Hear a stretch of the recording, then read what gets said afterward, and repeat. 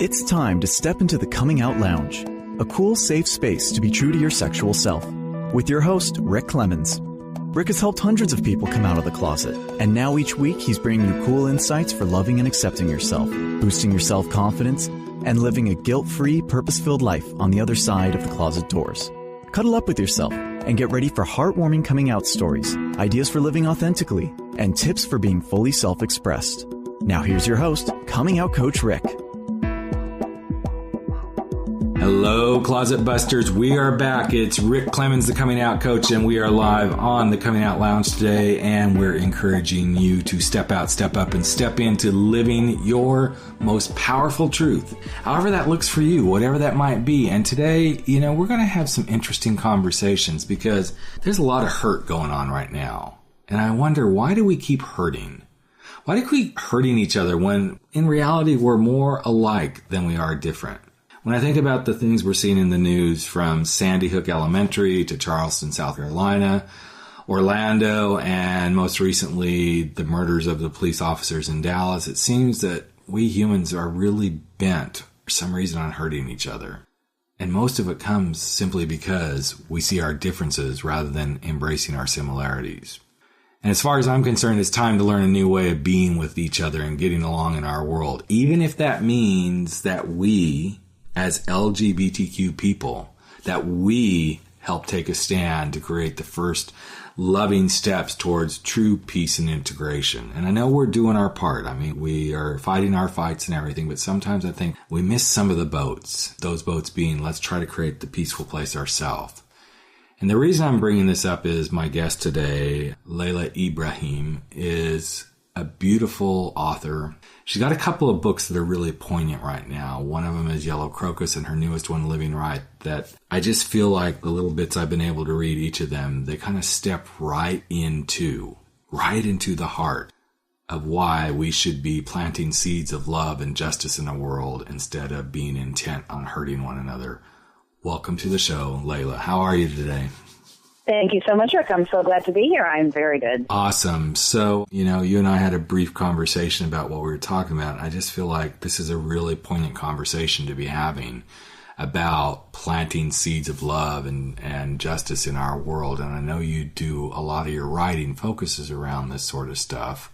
And you also come from a place of really trying to align the struggle between religious beliefs and people's sexual orientations. So I guess let's just kind of dive right in and let's start talking about, I think Yellow Crocus really, that book really speaks to a lot of what's going on in the world right now, correct?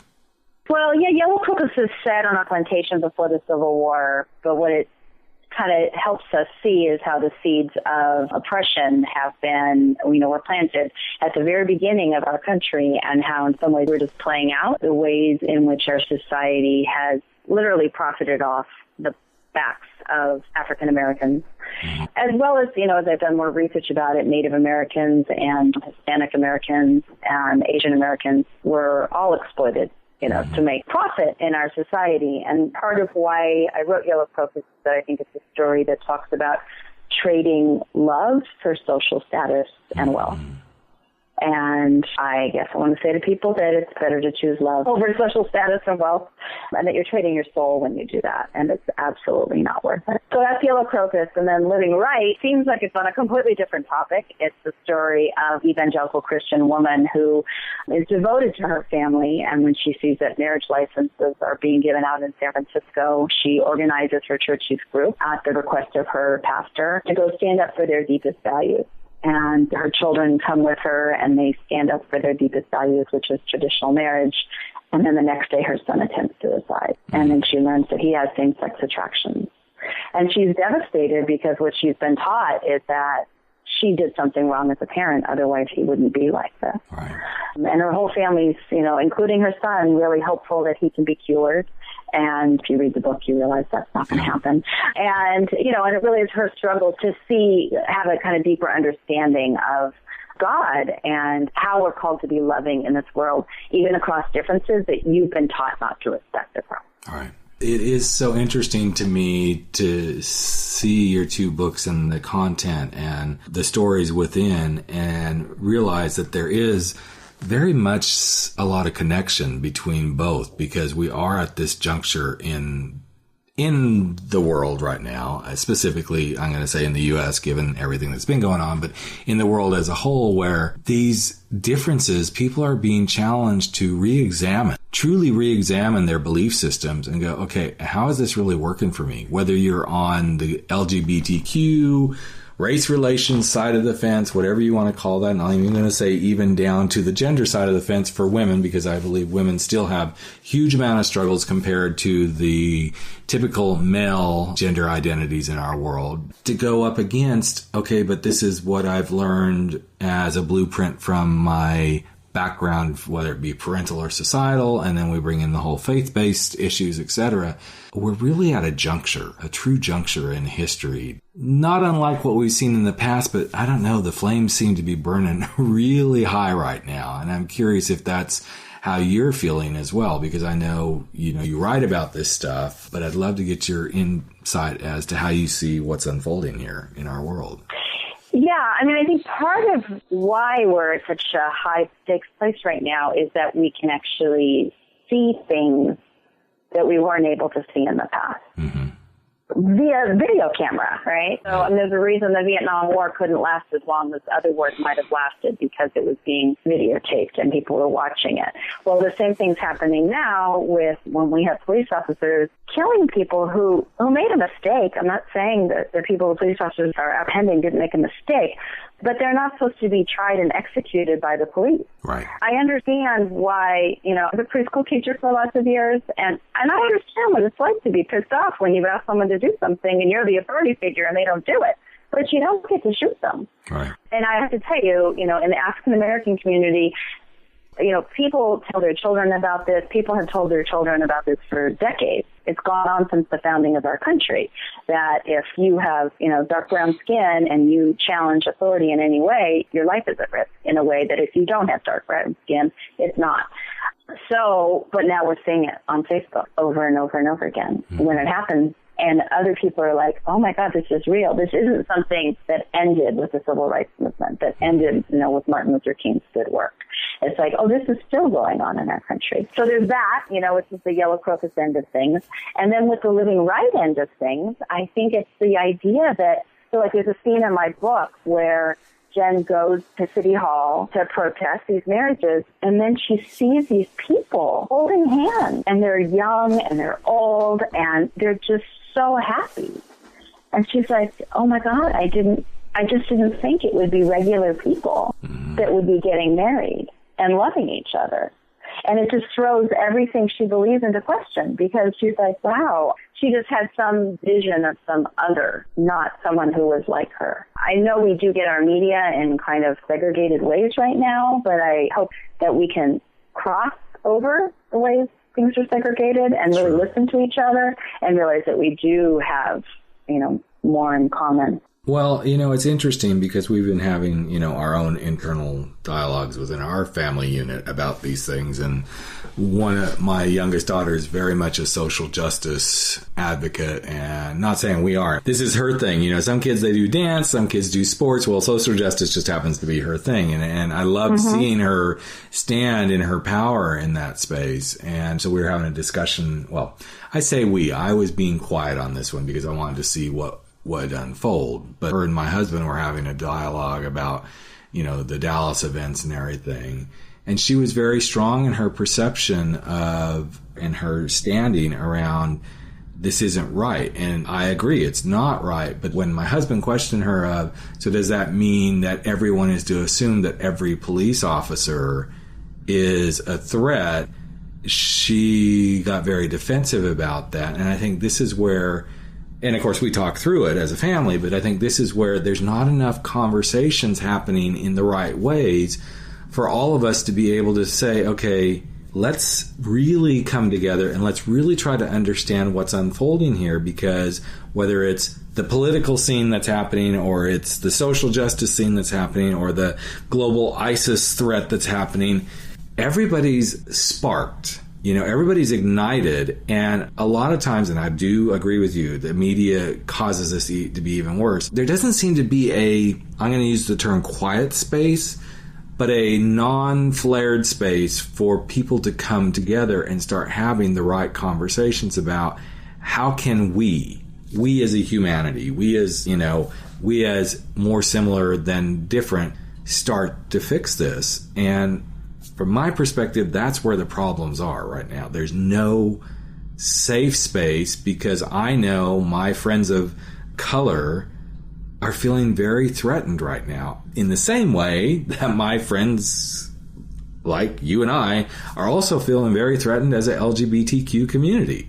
There isn't any central space for us to say, okay, can we have a timeout in the arena, so to speak?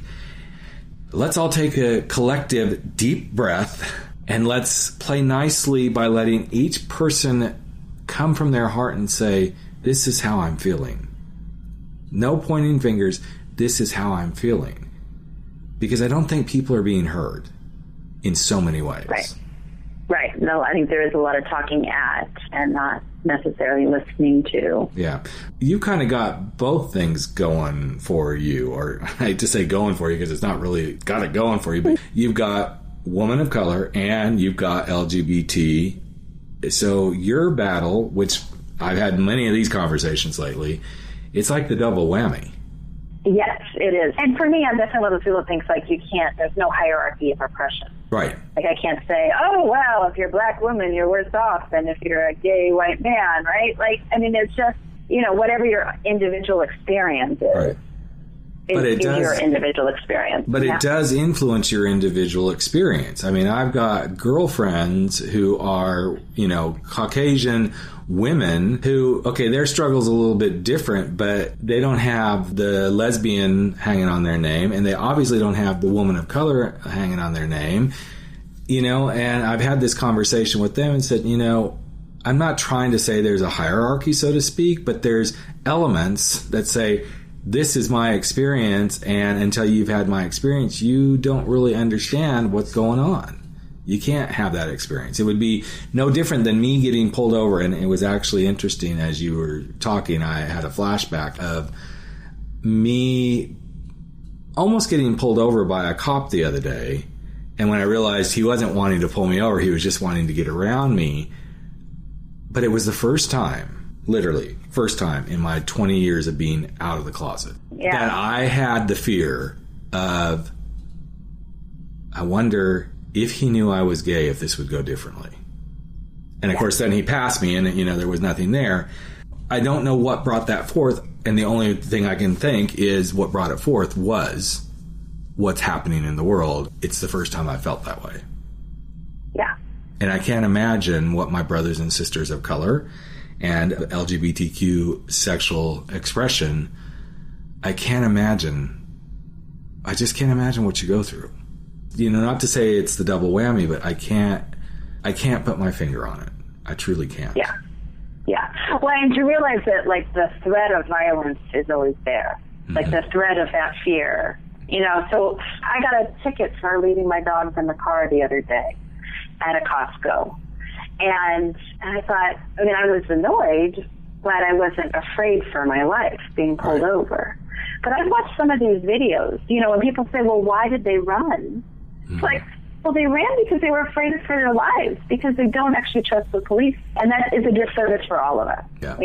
For all of our country, it is harmful when we don't believe the police are there to do their job equally for all of us.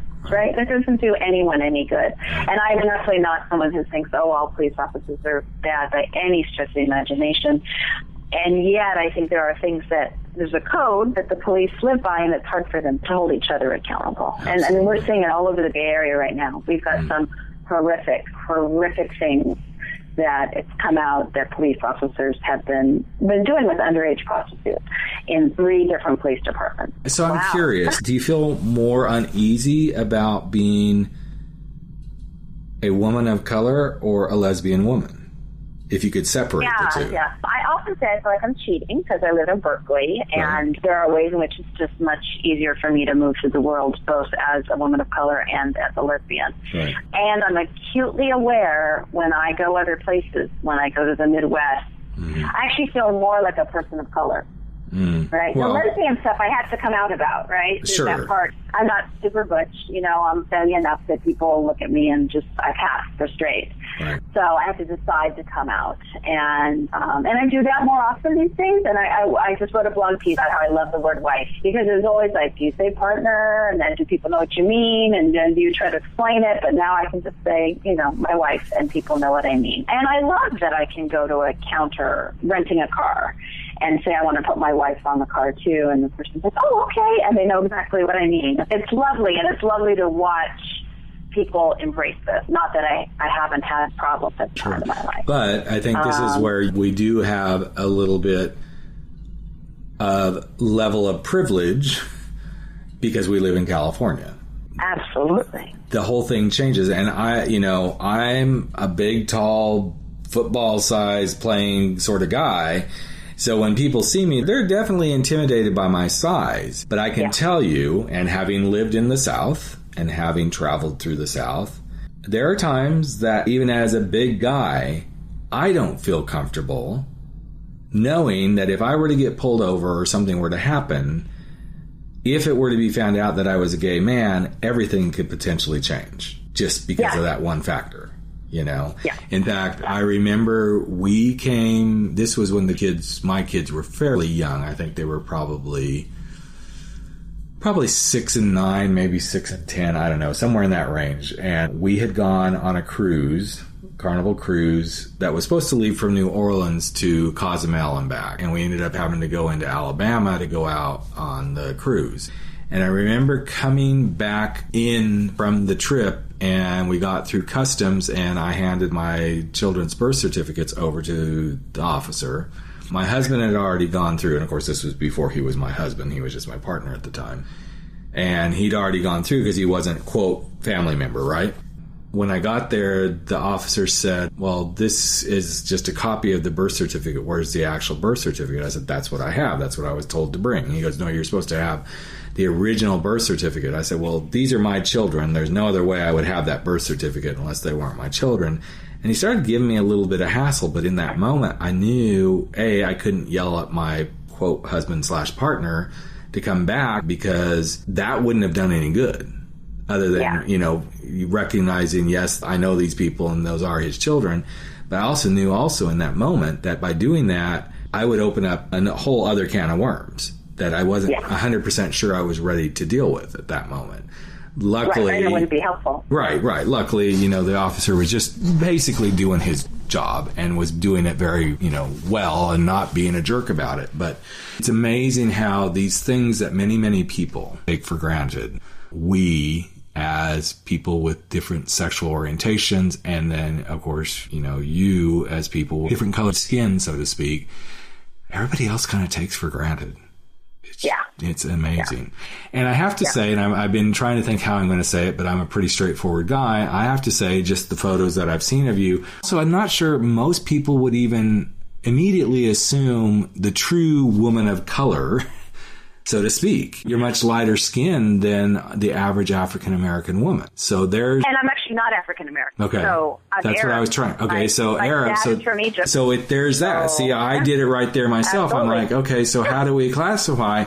And, the other day I had this happen with a friend of mine who, well, actually, we can talk about this as my husband. My husband comes from Hispanic descent. But most of the time, you wouldn't really know that he's Hispanic descent until this time of year, when he gets out in the sun, and then he gets really dark. But for the most part, other than his name, his last name is Solis, you wouldn't even know that, It's amazing that these things come up. So I also know that you're very much a very devout Unitarian Universalist. How has that helped you in these different various struggles of being LGBTQ and a woman of color? It's helped me enormously with the whole LGBT thing. So I grew up nothing. My dad had been Muslim, my mother had been Catholic, and we were raised adamantly nothing. And then when I was a young teen, like 13 or 14, I kind of fell into the Unitarian Church. And this was in the early 80s. And the Unitarians had been like the first recorded service of union between two gay men was in 1958 in the Unitarian Church in California. I don't actually know about New York, but in California, in the Bay Area.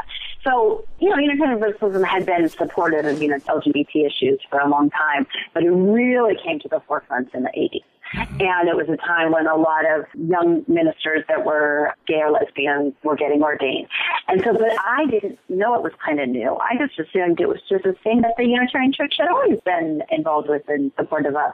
So falling into the church at the same time that I started coming into my own sexuality and coming out was just so helpful. And I always said that the church was my safe space and that it was a place where I could just be myself and not worry at all about whether I would be loved or accepted. Looking back at that time, I realized it really was a shifting culture in the church, but I didn't recognize it as a shifting culture. I recognized it as a done deal.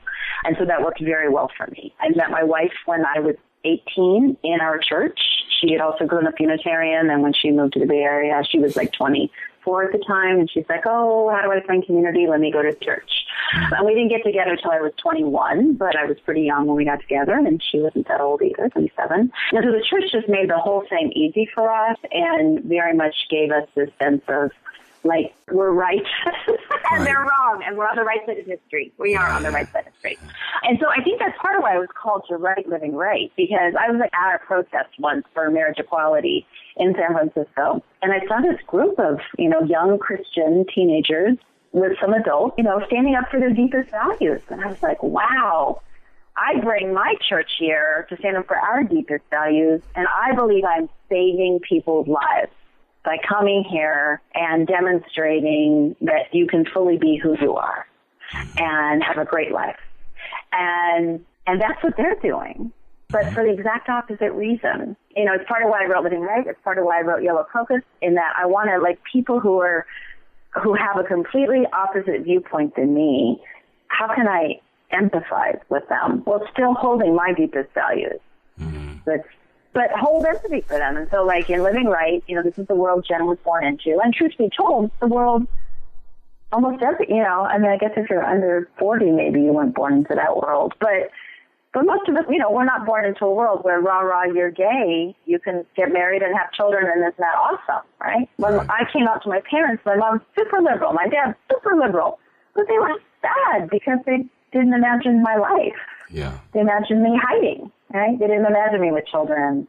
They imagined me, hiding at work and stuff like that. In Yellow Crocus, she's a baby. She's a little white baby. She's just born. And she's supposed to own her caretaker, right? It's just this really bizarre circumstance, but she didn't pick it. Right. She didn't choose this system that she was born into, just like none of us chose the system we're born into. All we can do is choose to, move all of us a little more towards, justice. I love the title of Living Right. And as you're talking, I've been quiet purposely because I was just taking in a bunch of stuff there. But the empathy piece is huge to me in anything we do. And personally, I've just gone through a place where I had to become very empathetic, but then I also had to finally draw a line in the sand with my parents because I can't do this with them any longer. I've taken the ups and downs of acceptance, and then they always come in with a zinger and, continue to put the knife in my back that I'm going to go to hell and all this. And I finally just said, I can't do this anymore. But a piece of that getting to where I say I can't do this anymore, people are going to go, okay, you're being hypocritical. Fine. Call me a hypocrite if you want to. But I had to become empathetic to them first to try to make this work and to be very empathetic until I realized, okay, I'm the one putting out all the empathy at this point, and it's hurting me, it's causing me heartache, and it's putting a lot of negativity in my life. And I think this is the space where oftentimes in our fights, whether they're racial fights, sexual orientation rights, whatever the fights are that we all go out and do, when we cannot be empathetic to the other side, we cannot learn. We cannot see, we cannot hear, we cannot listen, which is kind of taking us back full circle to where we started this conversation. Just because you're empathetic does not mean you have to agree. But when you can be empathetic, you can hear. You can find the similarities. And back to your example of the kids standing there, with their rights about, marriage equality and the people standing there. And then, on the other side, us standing there with our viewpoint. When we can open up and see others' perspective, we almost always learn something. And I remember a similar thing happening for me and my family at a marriage equality thing, where we ended up having a really good conversation with some people and walking away from it going, okay, we still aren't on the same side of the fence as one another, but we're sure not like shouting at each other, which we weren't to begin with, but that the metaphorical shouting at each other, trying to get each other to change and become who we're supposed to be for them and so on and so forth. It was a totally different thing. So I have a question for you, given that, you have the woman of color and you are a lesbian woman and you've written some beautiful words around these kinds of journeys. As we wrap up here, I would love to know if you could deliver a nugget of wisdom, that thing that would make someone who's listening to this. It could be someone who's just coming out. It could be someone who is in the middle of coming out. It could be someone who's a person of color or maybe not. But if you could give them a tidbit out of your experiences or your books that would help them just keep going, what would you love to leave the listeners with?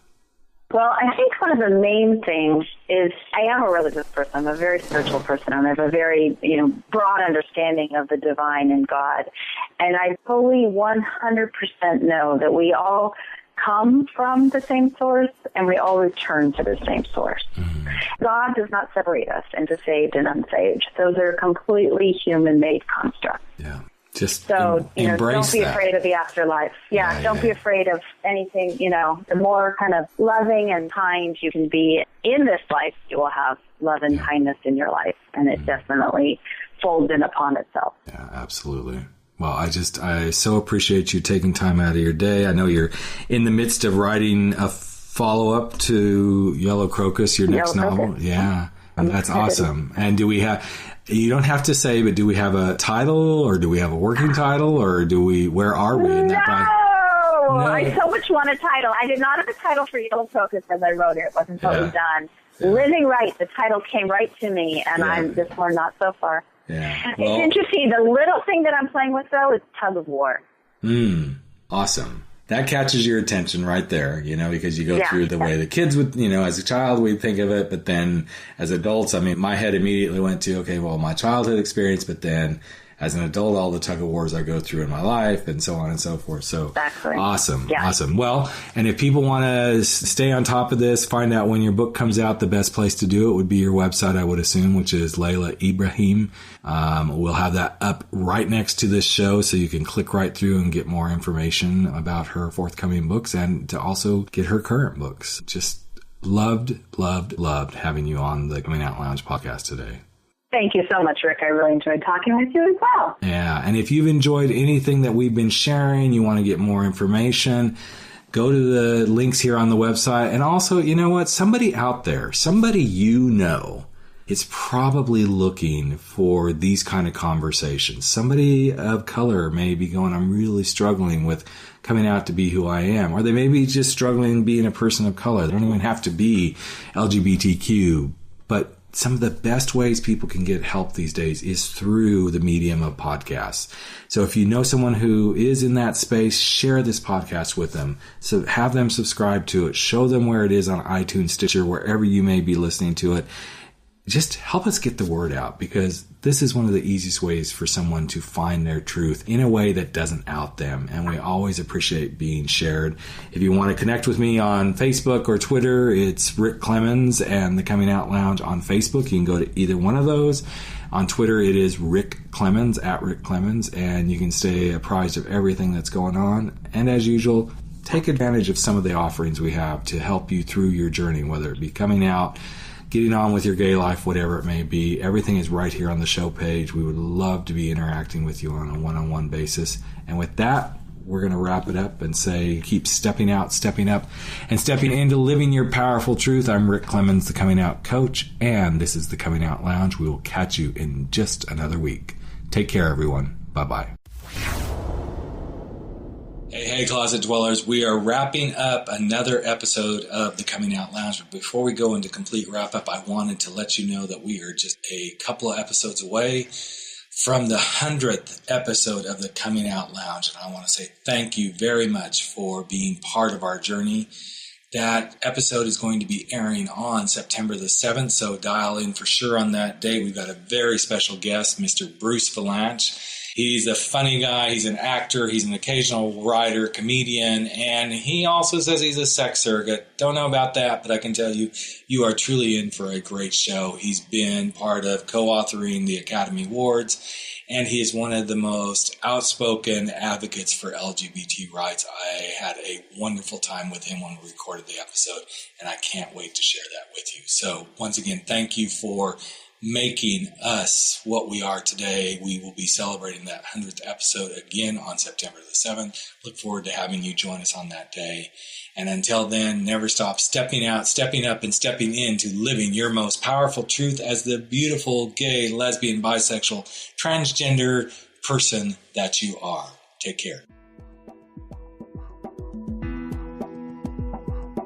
You've just experienced the Coming Out Lounge. Go online to www.comingoutlounge.com to learn more, and tune in again next week for more stories and tips for being true to yourself.